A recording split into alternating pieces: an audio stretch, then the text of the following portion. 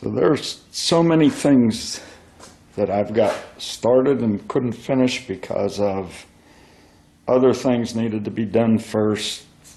You know, parts didn't come in. So I've got stuff remaining to do on the alarm system. I decided I would buy the tamper switch for the key in the fender. So I have to put that in, and I have to tighten up the windshield washer reservoir that's under there. I've got to complete the attaching of the power steering hoses between the power steering pump and the Borgeson steering unit. I've got to put a bunch of things on the transmission, some of which I can do now while it's sitting in the chassis. Some of it has to wait, like the speedometer cable. The gear can't even be put into the transmission until you get it in the car, because you have to put an O-ring on the speedometer cable, then put the gear on the speedometer cable, then put the speedometer gear into the transmission. So I decided that the best way to approach this paralysis of analysis that I'm having here, because I've got so many things started and parts scattered throughout different places, different boxes, different drawers in my tool chests and everything. So I just decided that the best way to approach this is to just pick something and work on it. And as long as I can't identify anything that needs to be done before it, I'm good to go on that, and I'll make progress. That's how you keep progress going in a big, complicated project like this. So the next thing I'm going to do is I am going to put on the cooling lines that go to the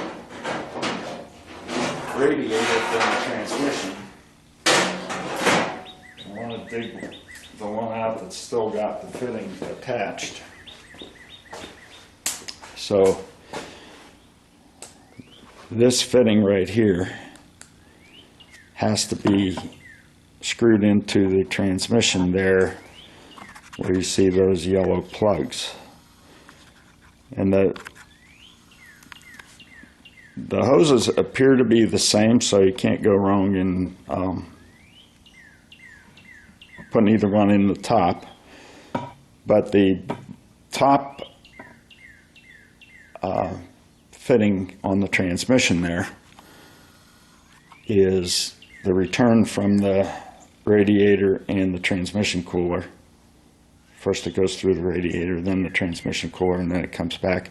And the bottom one is the output that sends it to the radiator before it can go to the transmission cooler and come back to the transmission. So when you look at this fitting here, it looks like, okay, I can take that off here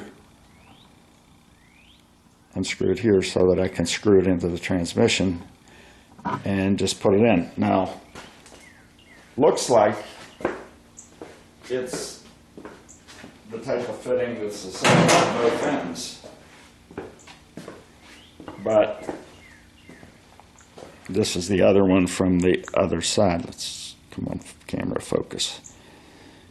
When you take this off, you can tell that this does not have the bevel fitting,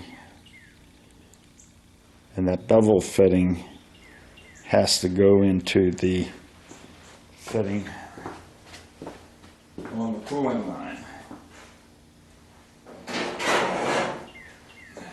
So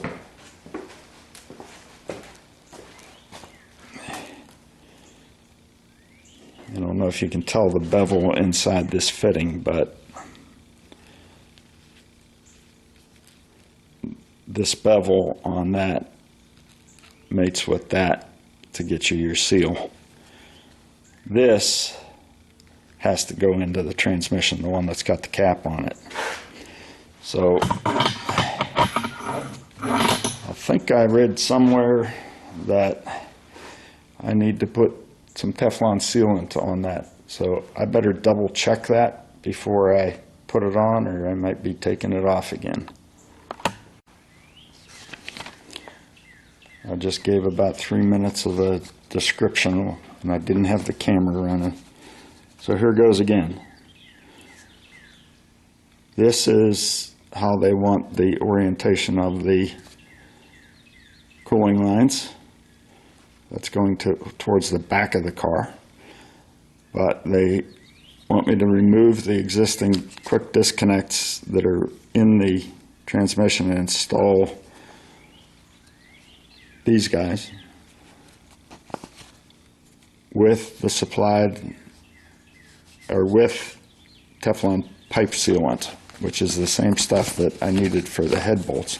I was having difficulty finding that because they pretty much have the same picture later on in the instructions where they talk about connecting the transmission cooling lines to the radiator. So I was pretty sure I had read that I needed that sealant, and I did. So I'm going to go coat that up, and I'll be putting these in. I think it'll be easier to do the bottom one first, because the top one will probably be in the way of the bottom one if you do it first. I'm going to try to pull those off. I don't know how difficult it's going to be to remove those. I didn't put the sealant on the fitting yet because I feel like I'll have to set it down. And when I set it down, I'll have a problem with that. Okay, it's dripping a little bit of fluid out of there. It says to remove those that came with it.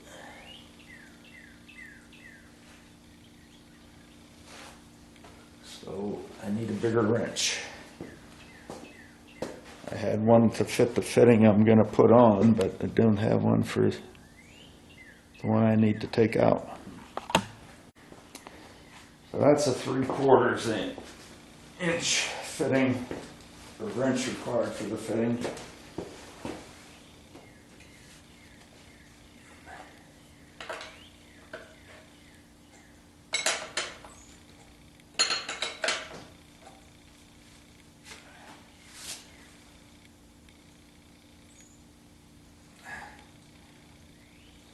Should have done what I thought about doing, and that's get a socket and a ratchet instead of a wrench. Would come out quicker if I could use a ratcheting action. I don't know how much fluid's going to come out of here, but I put a paper towel there.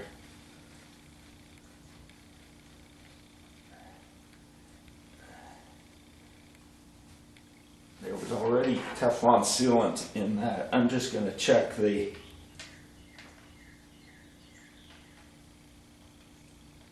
thread to make sure it's right.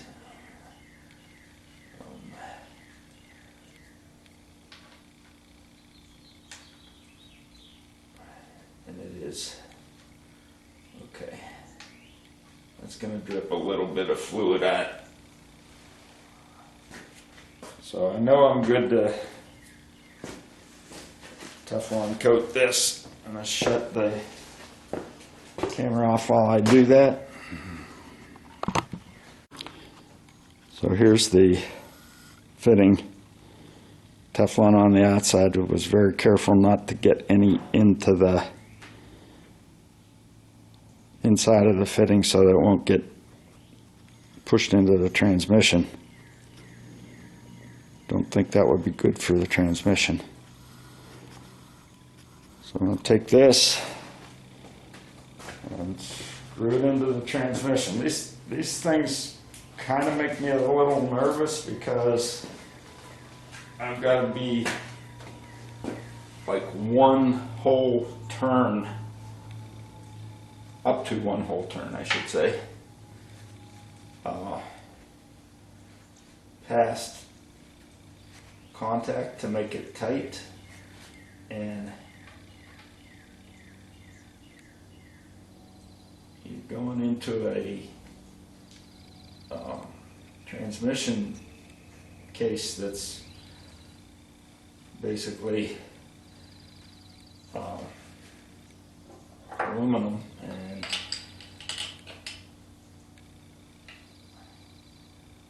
that would strip pretty easily. So I want to make it, get it so it's tight but not too tight. Guessing where to stop is the thing. So this is starting to feel tight. I think with the sealant there, this is as far as I go when I get it into position here. And I guess the only thing I can do if that leaks is I'll have to take the line off of this. Now I have that cap that came on the other end.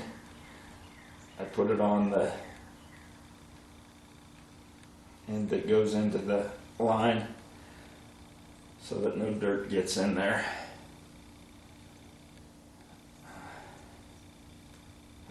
Got the first one off real easy, and now this one doesn't want to come off. I'm going to need to get some to take that off with. So worst case, if it would leak, and I don't think it will if it feels like it's tight enough, but if it would leak, then I would have to take the line off and then turn it one more turn and try it again. But that feels like it's tight enough. I'm going to go find something to take that yellow cap off with and do the other one. I don't know where I had the camera on last, because I was talking into it again, showing you the sealant. It's PTFE.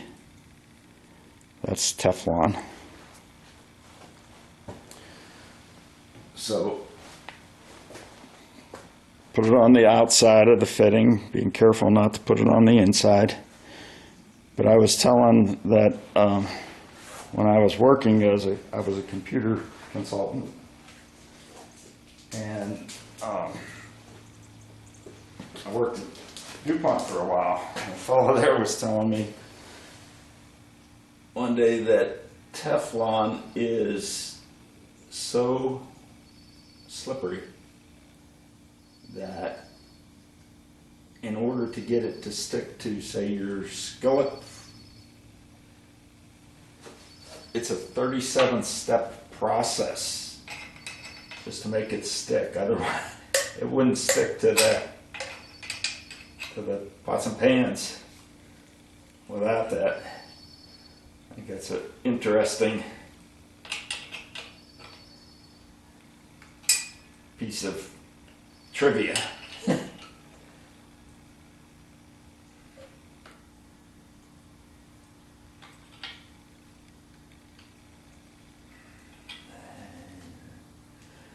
don't know if this is going to take another turn. I'm going to try it.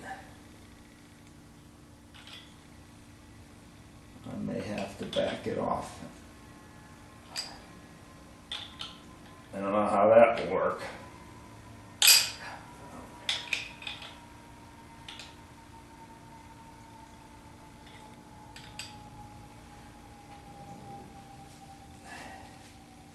Getting this Teflon stuff all over me. It's getting on the wrench. Okay, this is going to be the last turn, for sure.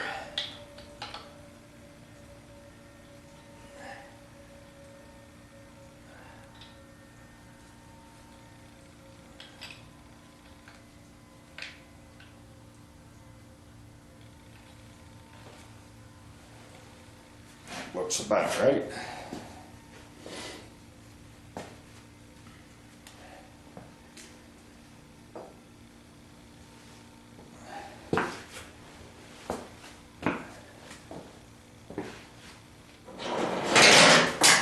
next step is to actually install the cooling lines. Those are the ends that go into the radiator and come out of the radiator. The lines are identical, so it doesn't really matter which one I put on the top and bottom until I connect them.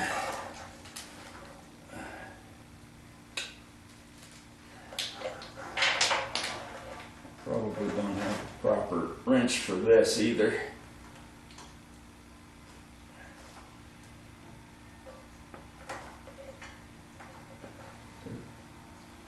I don't know if you can see it in the frame, I'll check, but there's a plate here that has to come off before you install it. It's there to protect the electric fitting during shipment, and I'm not going to take that off until, you can see the plate on the bottom left-hand corner. I'm not going to take that off until it's time to put it in the, or to drop the body onto it, because if it needs protected during shipping, yeah, I'm thinking maybe it's a good idea to protect it until I go to install it. I have to find out what kind of wrench I need here. Check the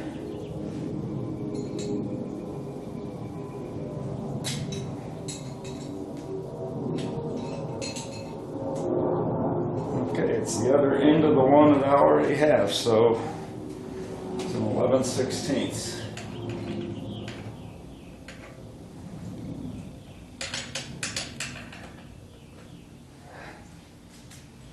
I need to get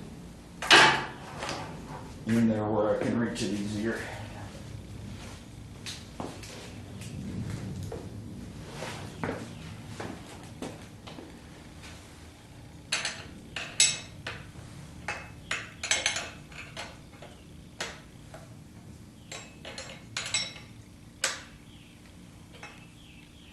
These, that with the flared fittings, they're like a brake liner or something like that. The flare is what actually makes the seal, so all you gotta do is get these tight, and that's it. No type of sealant required. Maybe get it in there and snug it up.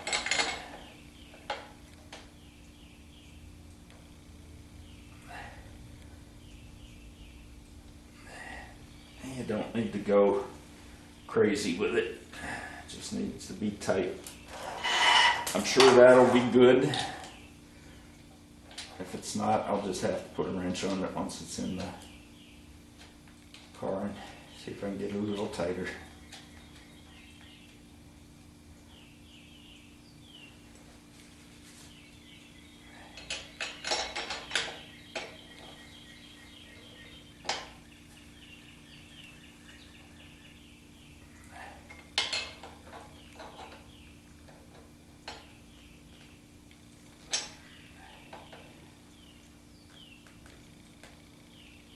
That should be good. And again, I'm leaving this plate on until I'm ready to put the body back on so that it doesn't get damaged accidentally. So that's one less thing to cause me to have paralysis of analysis on this thing.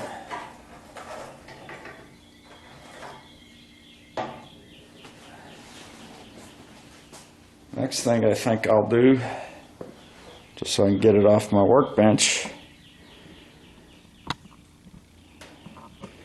you can see a little red plug down in the bottom corner here.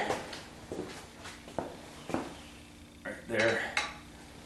That's for the dipstick.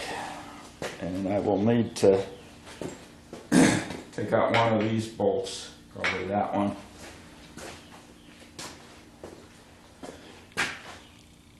In order to attach the dipstick to the block. So that'll be the next thing. So as I said, the next thing is the dipstick, and I'm going to zoom in on the place where it goes.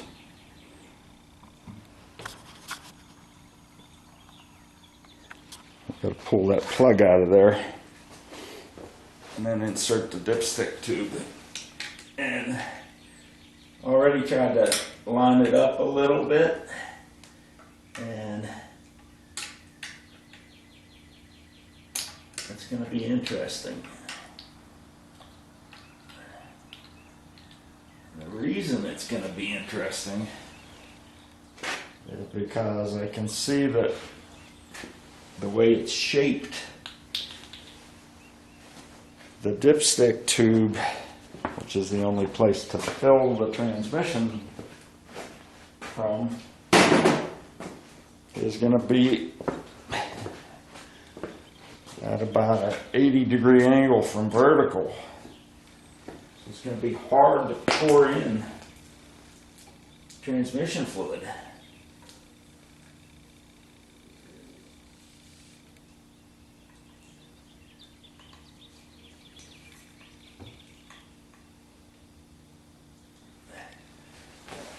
Before I do that, I'm going to get a 9/16 socket. I'll have to back this up a little bit. I have to get a 9/16 socket and remove that bolt from the bell housing so that I can actually put the dipstick tube in. There's what I'm talking about. There's no way you're pouring something into that dipstick tube at that angle. I'm going to have to get a hose that'll go on the outside of a funnel and inside that tube so that I can put the funnel vertical so I can pour fluid into it. Fortunately, transmission fluid isn't something you deal a lot with, but they said it can take 6 to 8 quarts depending on how much fluid they drained after they tested it before they shipped it. So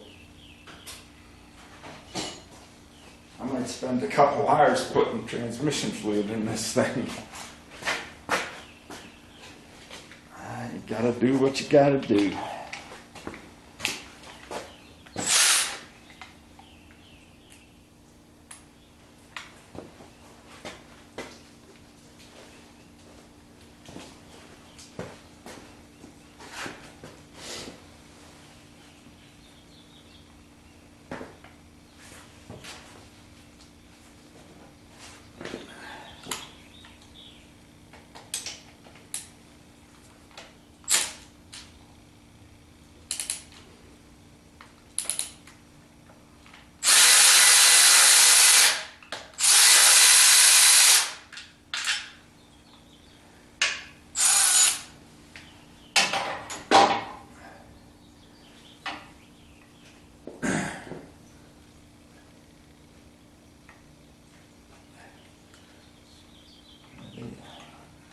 Let me go back and read the instructions. Maybe I'm supposed to put the seal in first and then put this dipstick in.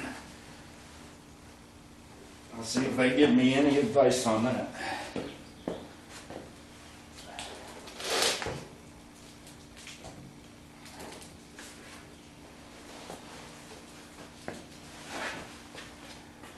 Because it's certainly not wanting to shove in easily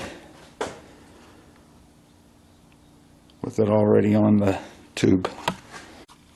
Okay, it just says to insert the dipstick tube into the hole. That doesn't give me much guidance.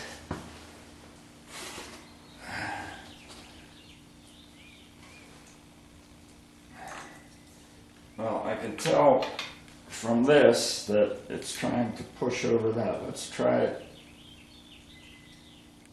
seal first, then dipstick tube.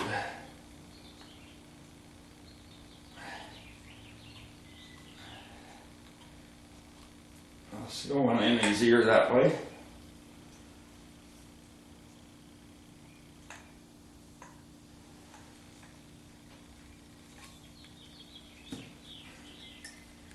Yep, that's kind of the ticket.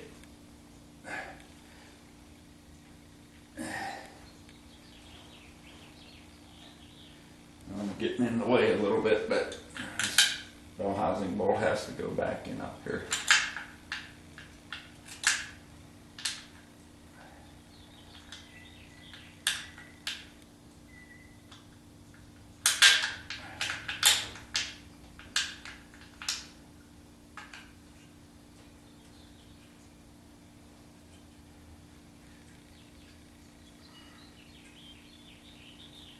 Yep, that was a lot easier going in.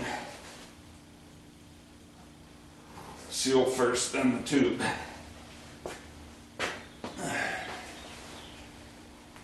But see another potential issue up here. My breather tube is right in the way of where the dipstick tube wants to be. Where the dipstick's going to come out of it.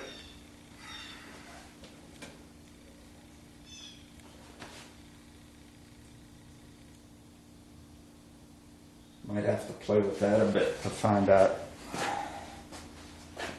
how I can do that. I might have to get some kind of a flexible breather tube.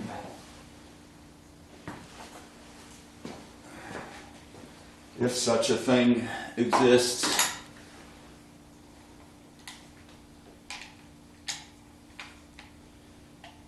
Can't cut the dipstick tube because then the dipstick will be too long and it won't read accurately.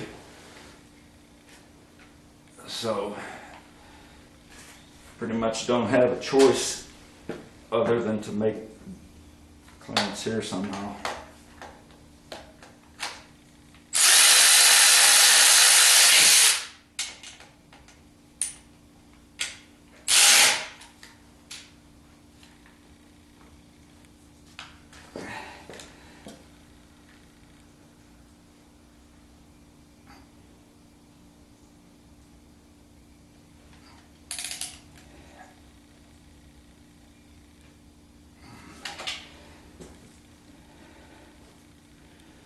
Well, that's at least good and tight.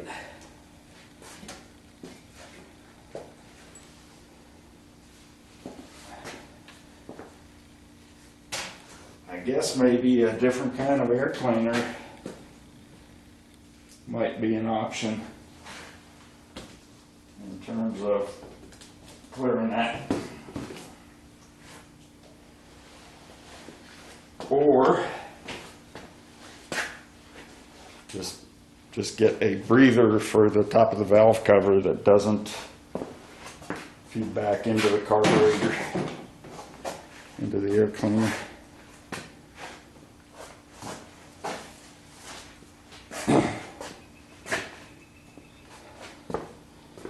But there's no way that these two things are going to occupy the same space at the same time.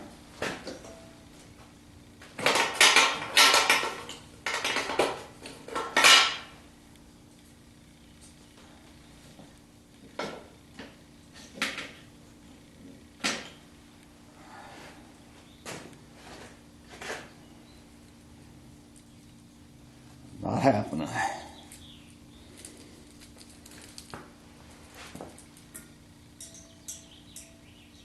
Hopefully you can see under my arm while I put the dipstick in there.